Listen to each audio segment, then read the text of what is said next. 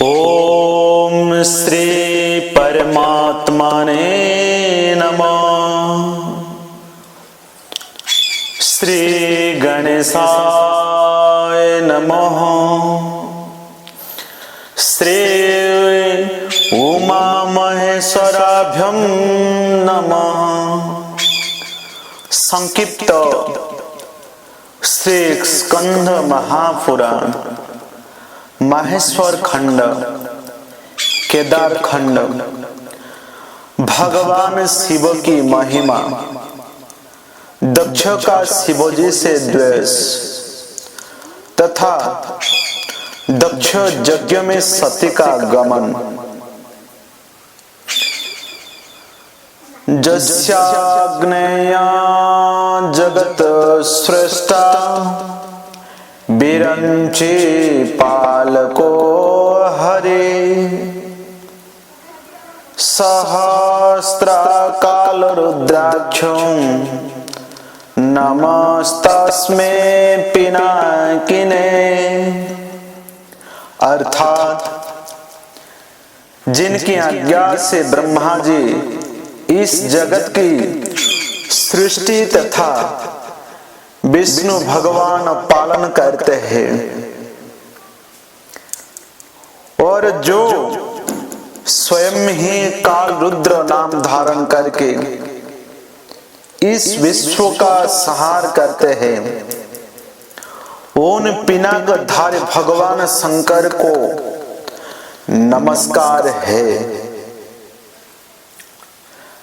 नमस्यारण्य तीर्थ सब तीर्थों से उत्तम और समस्त क्षेत्रों में श्रेष्ठ है। प्राचीन काल में वहां स्वनक आदि तपस्वी मुनि एक ऐसे यज्ञ का अनुष्ठान कर रहे थे जो दीर्घ काल तक चालू रहने वाला था।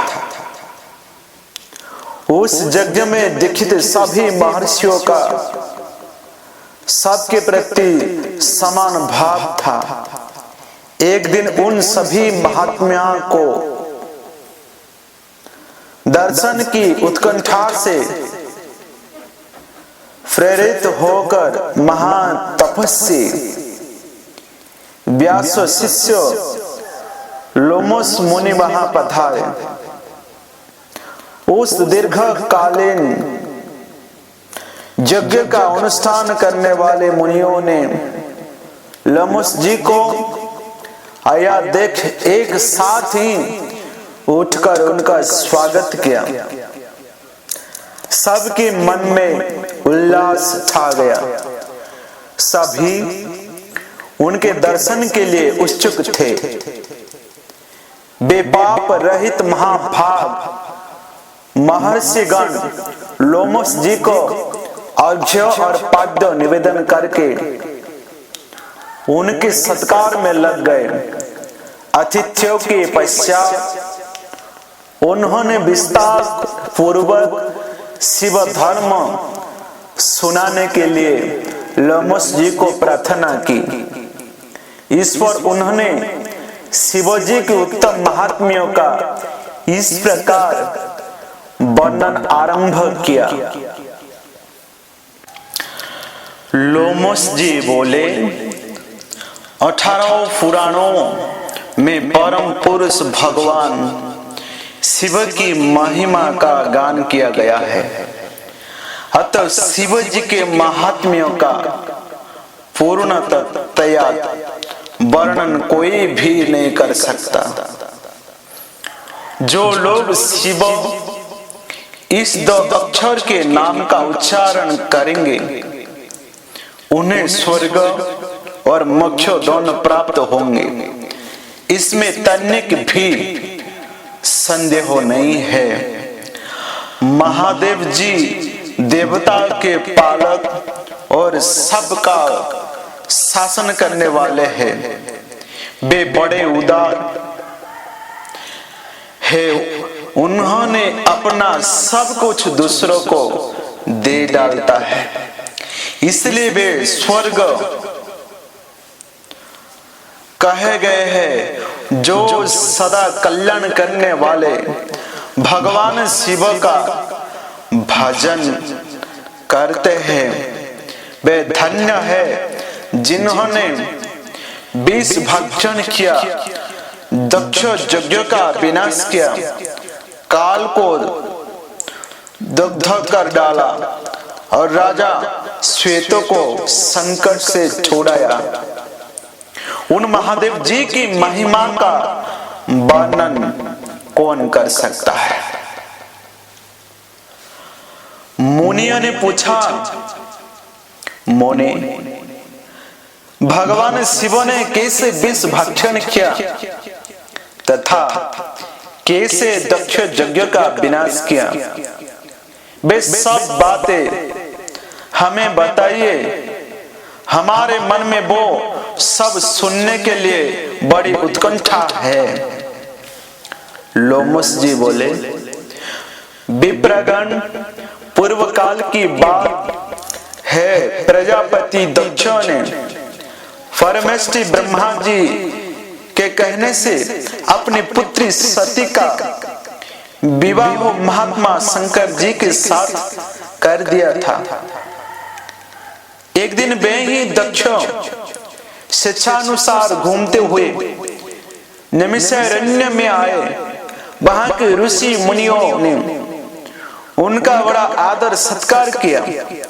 संपूर्ण देवताओं और असुर ने भी स्तुति और नमस्कार के द्वारा दक्ष का सम्मान किया, किंतु भगवान शंकर ने उनका प्रणाम नहीं किया। दक्ष ने जब इस बात की ओर लक्ष्य किया तब उनके मन में बड़ा क्रोध हुआ। वे प्रजापति ठहरे, ये अपना कैसे सहते। उन्होंने तुरंत भगवान शिव के प्रति कटु वचन की विचार आरंभ कर दी। वो ये संपूर्ण देवता और असुर भी मेरे चरण में मस्तक झुकाते हैं। श्रेष्ठ ब्राह्मण भी अत्यंत उत्सुक होकर मुझे प्रणाम करते हैं, परंतु वह शंकर दुष्ट पुरुष की भांति मेरे सामने शीश क्यों नहीं झुकाया? वो भूत प्रेत का स्वामी है और सदा प्रेत विचार से घिरा रहता है, फिर भी अपने को महान समझता है। इसलिए आज मैं उन्हें साथ देने का उद्यत हुआ हूं। श्रेष्ठ ब्राह्मणों, मेरी बात सुनो और इसका पालन करो। आज से इस रुद्र को मैंने यज्ञ से बहिष्कृत कर दिया। दक्ष का ये कठोर वचन सुनकर नंदी को बड़ा क्रोध हुआ। वे बोले, ओहो मेरे स्वामी, महेश्वर यज्ञ भाग से वंचित किए गए। यज्ञ, दान, तप तथा नाना प्रकार के तीर्थ जिनके नाम से ही पवित्र हुए हैं, उन्हें भगवान शिव को साफ क्यों दिया गया? खोटी बुद्धि वाले दक्ष, वो यज्ञ जिसमें शंकर जी का भाग न हो व्यर्थ ही होगा। दुर्बुद्धे, तू उन यज्ञ की रक्षा कर। अरे जिस महात्मा शिवों ने इस संपूर्ण विश्व का पालन किया है, उन्हीं को तूने साथ दे डाला। तब महादेव जी ने नंदी से कहा, महामते, तुम ब्राह्मण के प्रति कभी क्रोध नहीं करना चाहिए। मैं ही यज्ञ हूं, मैं ही यज्ञ करने वाला यजमान और आचार्य हूं। संपूर्ण यज्ञ का भी मैं ही हूं, इसलिए मैं सदा यज्ञ में रत हूं। मुझे कोई साप देकर यज्ञ बहिष्कृत नहीं कर सकता। इसी प्रकार सर्वव्यापी होने के कारण मैं किसी के भीतर नहीं हूं, किसी भी सीमा से आबद्ध नहीं हूं। इस दृष्टि से देखने पर मैं सदा ही सब जगह से वायु हूं। भगवान शंकर के इस प्रकार समझने पर महातपस्वी नंदी ने विवेक का आश्रय लिया।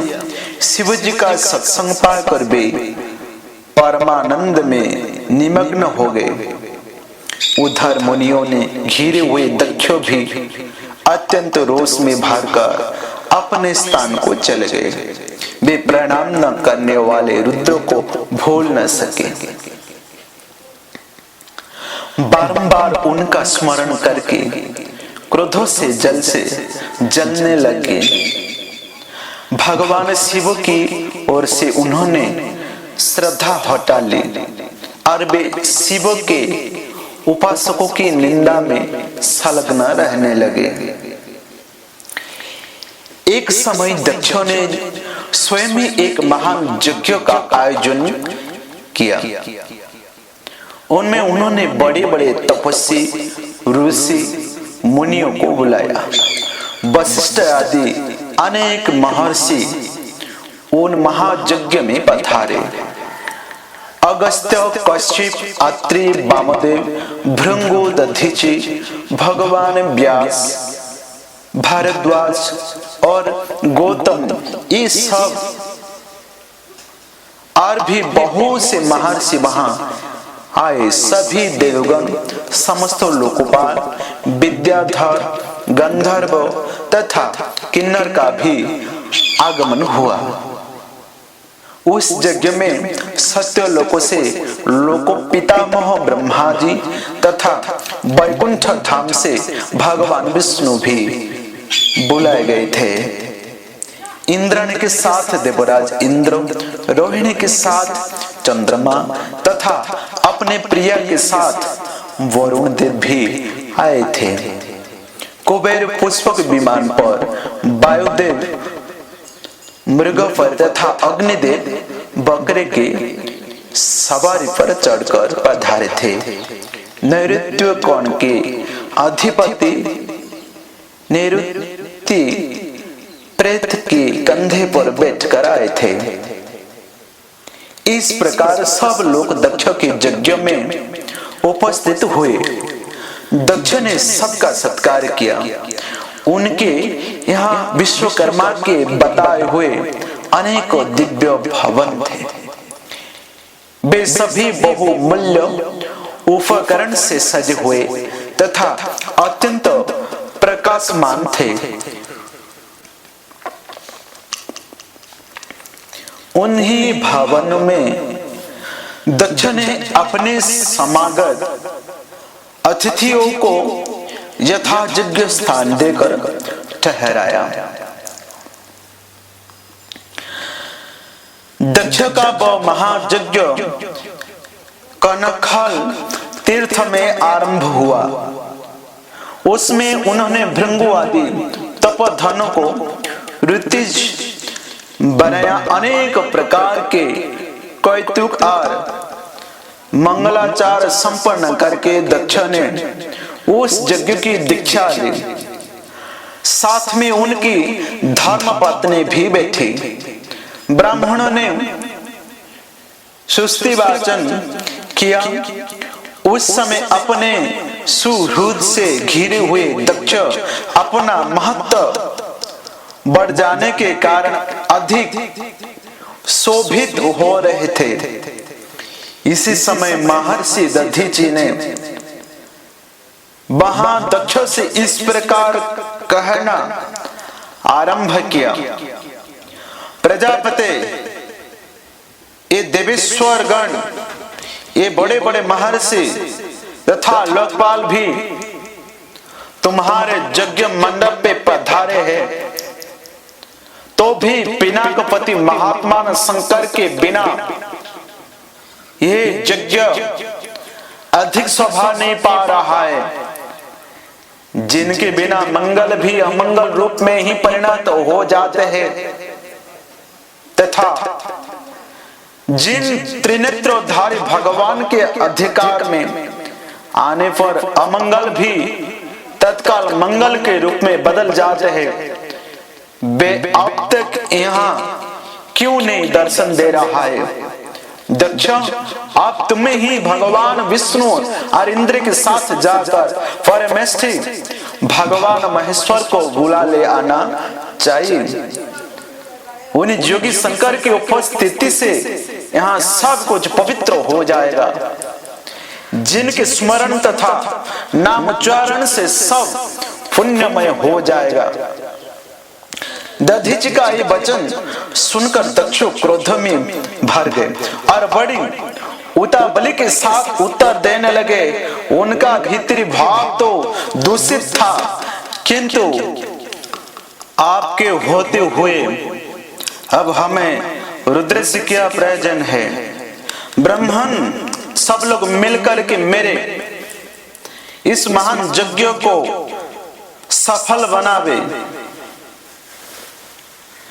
दक्ष की बात सुनकर दधीचि ने कहा, पवित्र अंतकरण वाले समस्त श्रेष्ठ महर्षियों और देवता के समुदाय में ये बड़ा भारी अन्याय हुआ है कि भगवान शिव को आमंत्रित नहीं किया गया। महात्मा शंकर के बिना इस यज्ञ में शीघ्र ही महान विघ्न होने वाला है। ये कहकर महर्षि दधीचि अकेले ही दक्ष की यज्ञशाला से निकल पड़े और तुरंत अपने आमंत्रण को चले गए। उनके चले जाने पर दक्ष ने हंसते हुए कहा, ब्राह्मण दधीचि शंकर के प्रेमी है, वे चले गए। आप सब लोग वैदिक सिद्धांत में रत रहने वाले हैं। भगवान विष्णु आप सबके अग्रणी है। अब शीघ्र ही आप लोग मेरे यज्ञ को सफल बनावे। तब उन सभी महर्षियों ने महादेवयज्ञ प्रारंभ किया। इसी समय महादेवी दक्षो कुमारी सती ने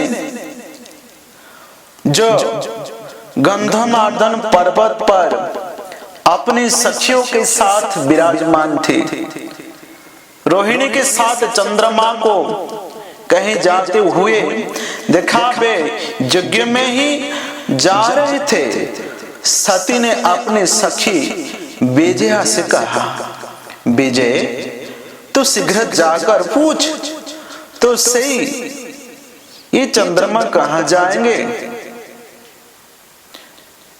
उनके आदेश से विजया चंद्रमा के समीप गई और यथोचित विनय के साथ उनकी यात्रा का उद्देश्य पूछा। चंद्रमा ने दक्ष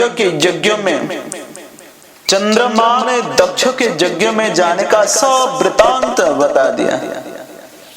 यह सुनकर विजय को बड़ा हर्ष और विस्मय हुआ। उसने तुरंत लड़कर सती से चंद्रमा की कही हुई सब बातें कहा सुनाए। सुनकर सती देवी विचार किया, क्या कारण है जो पिताजी मुझे नहीं बुला रहे हैं? क्या मेरी यशस्वी ने माता भी मुझे भूल गई? आज मैं भगवान शंकर से इसका कारण पूछती हूं। ये निश्चय करके सती देवी सखियों के वहीं ठहरा दिया और स्वयं भगवान शंकर के पास गई। उन्होंने देखा त्रिनेत्रधारी महेश्वर सभा मंडप में विराजमान है। चंड, मोंड आदि सभी पार्षद उन्हें सब ओर से घेर कर बैठे हैं। बाण, भृंगी, नंदी, महाकाल, महारुद्र, महामुंड, महाशिरा, धूम्राक्ष, धूम्रकेतु, धूम्रपान तथा अन्य सभी बहुत से गण भगवान रुद्र का अनुवर्तन करने वाले हैं। वे सभी जितेंद्रिय तथा वितराग हैं।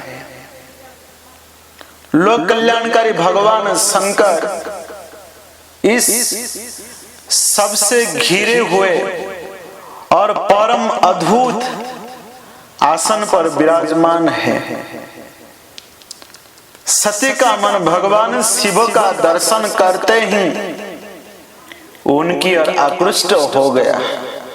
वे सहसा उनके समीप चली गई।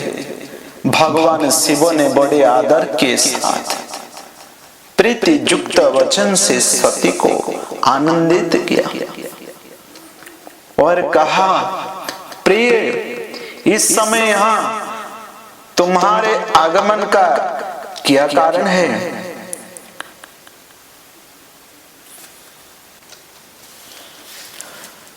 सती बोली, देव देवेश्वर, मेरे पिता के घर महान यज्ञ हो रहा है। उसमें चलने के लिए आपकी रुचि क्यों नहीं होती? सदाशिव यद्यपि आप उन यज्ञ में बुलाए नहीं गए हैं, तथापि आज मेरे कहने से मेरे पिता की यज्ञशाला में आप स्वयं सब प्रकार से प्रयत्न करके पधारे। सती का ये वचन सुनकर महादेव जी ने मधुर वाणी से कहा, कल्याणी, तुम्हारे पिता की दृष्टि में जो देवता, असुरों तथा किन्नर आदि सम्मानियों है, वे सब निसंदेह उनके यज्ञ में पहुंच गए हैं। सुंदरी, जो लोग दूसरे के घर बिना बुलाए जाते हैं, वे वहां मृत्यु के भी अधिक कष्टदायक अपमान को प्राप्त होते हैं। सुबह दूसरे के घर जाने पर इंद्र भी लघुता को प्राप्त होते हैं। इसलिए तुम्हें भी दक्ष के यज्ञ में नहीं जाना चाहिए। महात्मा भगवान शंकर के इस प्रकार कहने पर सती ने अपने पिता के प्रति रोष प्रकट करने वाले वचन में कहा, नाथ, जिसने संपूर्ण यज्ञ सफल होते हैं, वे देव देवेश्वर तो आप ही है।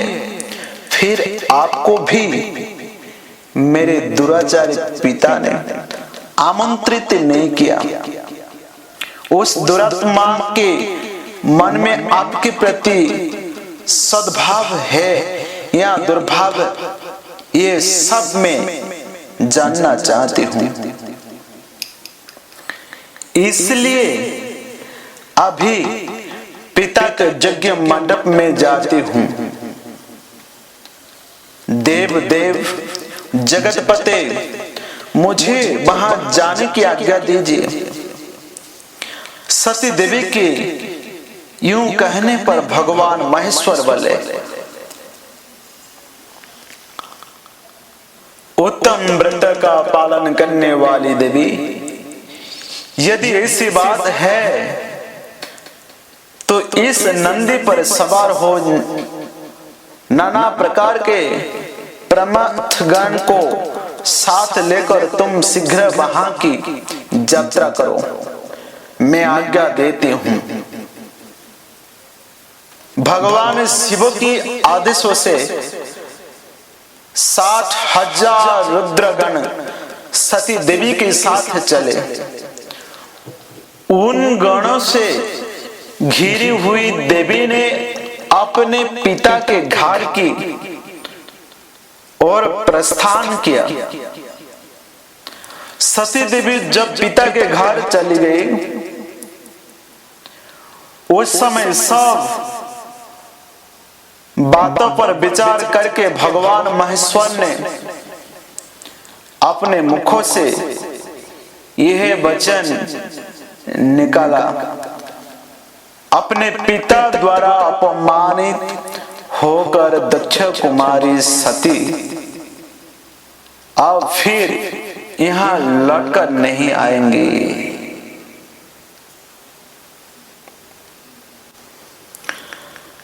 सती का अग्नि प्रवेश, दक्ष यज्ञ विध्वंस तथा दक्ष पर पुनः भगवान शिव की कृपा। दूसरा वीडियो में आप लोग सुन सकते हैं। जय जगन्नाथ। ओम नमो शिवाय। आप लोग इस प्रकार पुराणों की कथा सुनने के लिए मेरे चैनल को सब्सक्राइब कीजिए।